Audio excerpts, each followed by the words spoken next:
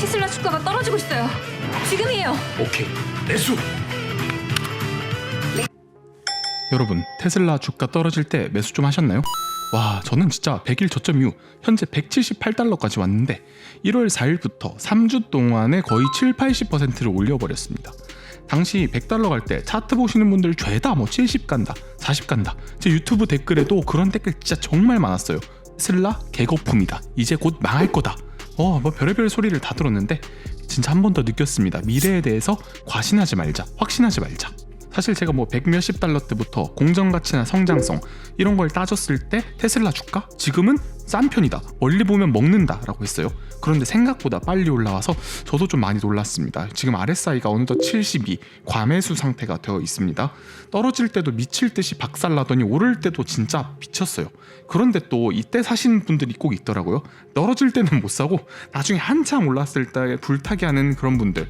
저는 그런 습관은 좀 버려야 된다고 생각을 해요. 자신만의 기준을 세우고 숫자로 주식을 평가하세요. 그리고 그 기준에 맞으면 분할 매수하시면 되는데 꼭 지금 와서 혹시 테슬라 주식 사도 되나요?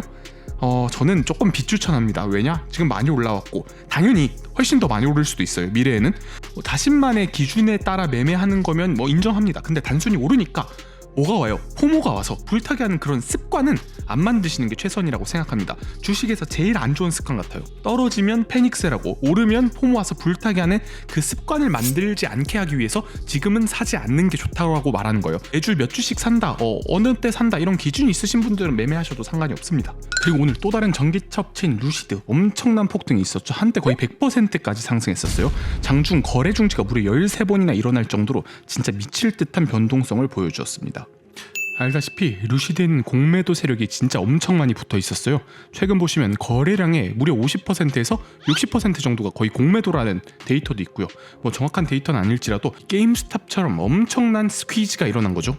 이렇게 쇼스퀴즈가 발생한 이유는 이미 지분의 60%나 차지하고 있는 대주주 사우디 국부펀드가 그냥 아싸리 루시드를 인수해버릴 수 있다는 루머가 뜨면서부터 루시드는 급격한 롤러코스터를 타게 됩니다. 루시드와 국부펀드 측은 둘 다 노코멘트예요. 아직까지 명확히 입장을 내놓은 게 없습니다. 안 될 수도 있어요.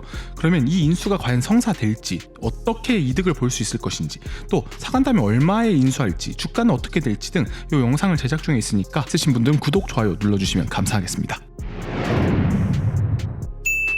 사실 장초 나스닥은 그렇게 분위기가 좋지 않았어요.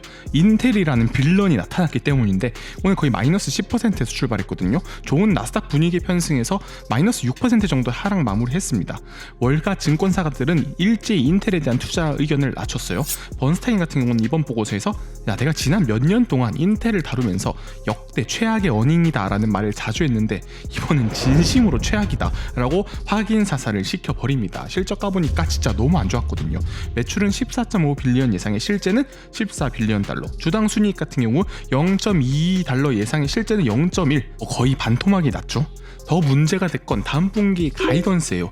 1분기 매출 전년 대비 40% 감소, 진율도 50%대에서 39%로 크게 감소했고요. 순이익은 117% 감소. 자, 이제 적자를 보게 된다는 말이에요. 반도체 하면 인텔 하면 반도체였고 진짜 기술의 선두주자였는데 결국 지금 2008년도 금융위기 수준의 매출 정도로 돌아가고 있어요.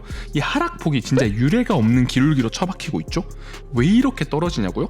일단 TSMC와 같은 압도적 원탑 경쟁자한테 밀리고 있습니다. 결국 미세 공정, 7나노, 5나노, 3나노 공정 완전히 개처화했죠. 기술 싸움에서 지고 있는 거예요. 또 TSMC의 칩 생산을 맡긴 AMD, 이 AMD의 개인용 CPU 점유율을 역전당했고 서버까지도 빠르게 잠식당하는 중입니다. 지금까지 뭐 잘 버텼는데 앞으로는 이 하락의 기울기가 더 커질 거라고 보는 거예요. 더 무서운 건요, 지금 이익은 적어질 걸로 예상이 되는데 연구개발비나 설비 투자비에는 더 많은 돈을 써야 한다는 거예요. 왜? 경쟁사랑 기술 싸움 해야 되니까. 안 하면 진짜 상패거든요. 진짜 최악의 상황이 오는 겁니다. 게다가 올해까지는 PC 수요가 상당히 처참할 예정이죠. 모든 반도체가 설상가상으로 더 힘든 상황에 처해 있는데 인텔은 진짜 힘들다, 이렇게 보시면 될 것 같아요. 네, 오늘은 중요한 지표 발표가 꽤 많았습니다. PC 개인 소비 지출 물가 지수가 발표되었어요. 헤드라인 물가 같은 경우는 5%, 에너지와 음식을 제외한 근원 PCE 물가는 4.4%로 월가 예상치와 부합했습니다. 보시면은 꽤 안정적인 하락 추세를 타고 있어요. 그리고 또 전망도 나쁘지 않은 게 PC 같은 경우는 크게 3개로 구성되어 있거든요. 첫 번째 상품, 두 번째 서비스, 세 번째 주택인데 상품 가격은 이미 엄청나게 떨어지고 있어요. 그리고 하우징, 이 주택 부분도 앞으로 떨어질 일만 남았습니다. 실제 주택 가격과 렌트료가 많이 떨어졌고 이게 1년 후에 반영되기 때문에 이제 곧 반영될 때가 돼가고 있어요. 이 초록색 선은 상당히 후행 지표라고 보시면 됩니다. 그럼 남은 건 주황색인 이 코어 서비스인데 솔직히 이건 크게 둔화하지 않을 수도 있어요. 왜냐? 임금이 너무 높고 계속해서 실업률이 낮기 때문에 이 서비스는 계속해서 높을 가능성이 있다. 물론 PC 지표로 봤을 때 인플레는 전체적으로 감소 추세고 앞으로도 조금 더 줄어들 영향은 큽니다. 이것도 좋은 지표 발표가 있었어요. 1월 미시건대 소비자 심리 지수가 64.9로 집계되었습니다. 이게 12월 대비 엄청나게 급등했고 예상치인 64.6도 상회했어요. 그러니까 소비자들이 시장에 기대하는 기대 지수와 심리 지수가 같이 올라가고 있다는 말이에요.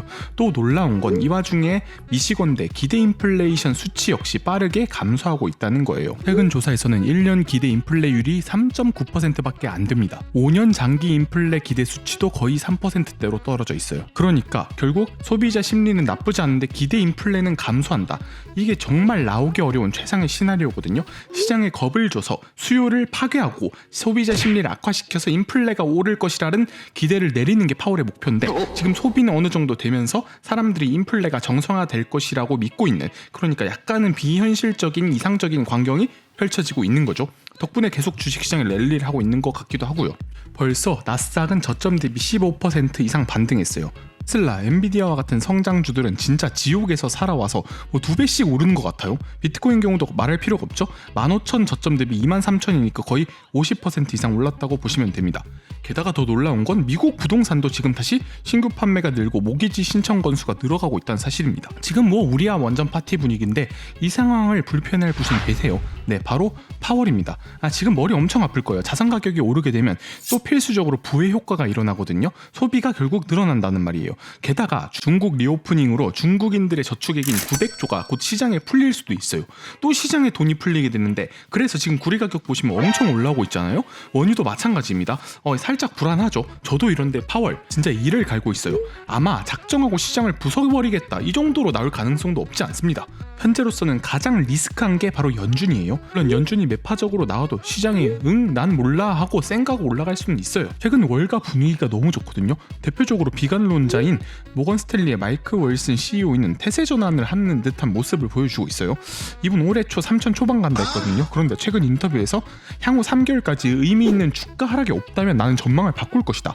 채권은 장기적으로 훌륭한 투자 대안은 아니었으며 주식은 인플레에서 더 오를 수 있는 유일한 자산이다 라고 하셨습니다. 물론 아직은 시장에 대해서 부정적이다라고 덧붙이긴 했습니다만 지금 증시가 오르니까 이 월가에서도 말을 은근슬쩍 바꾸는 듯한 느낌이 듭니다. 어쨌든 분위기는 좋아요. 이걸 어떻게 보고만 써! 이렇게 좋은 분위기로 연말까지 달려줬으면 합니다만 또 여러 악재 때문에 시장은 흔들릴 겁니다. 그때마다 소식 빠르게 전해드리겠습니다. 월스트리트 테크남이었습니다.